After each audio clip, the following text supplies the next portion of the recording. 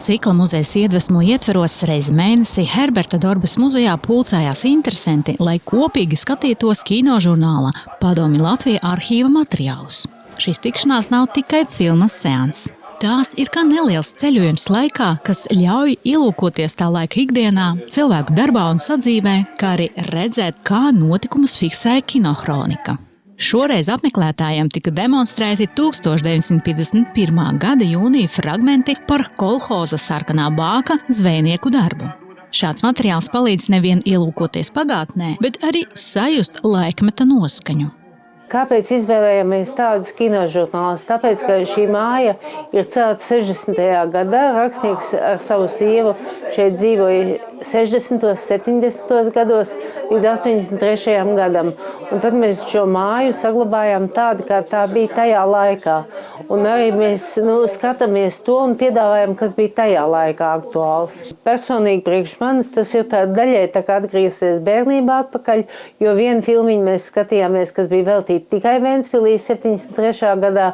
Tur varēja savu bērnības pilsētu ieraudzīt 10 minūšu garā filmiņā visu. Un tā arī muzeja apmeklētājiem ir tā mīļākā filmiņa, un tad mēs ļoti bieži, kad noskatāmies to vienu kinožurnālu, tad viņi saka, uzliksim par to Ventspilu, paskatīsimies. Jau ir izveidojusies arī pastāvīgi interesantu auditoriju. Un šeit ne tikai skatās arhīva kadrus, bet seansiem nereti izvēršās arī diskusijas, daloties atmiņās, iespaidos un pārdomās par redzēto. Mēs te nākam no bibliotēkas stāstnieku pulciņa, daži kolēģi, arī tālāk ceļš ved uz turieni tūlīt. Tā kā mums ir tādi, labi paziņas, labi domu biedri, ar kuriem kopā. Šodienas vēsture bija tāda, ka man bija nepilni 2 gadiņi tajā jūnijā, bet tā mums agrāk skatījāmies jau pa vēlākiem laikiem. Tur arī māna rādīta. Sarkanās bākas motosportisti bija, un tad tur es arī savu ģimiti varēju raudzīt. Un tā interese rodas ir informācijā, un cilvēki arī savā ziņā vairāk zinoši, nekā es biju domājis. Vēsturi, tas vecums nāk viss, un tad jau viss tad jocīgi paliek, saka interesēties par vēsturi. Un te jau parādās 51.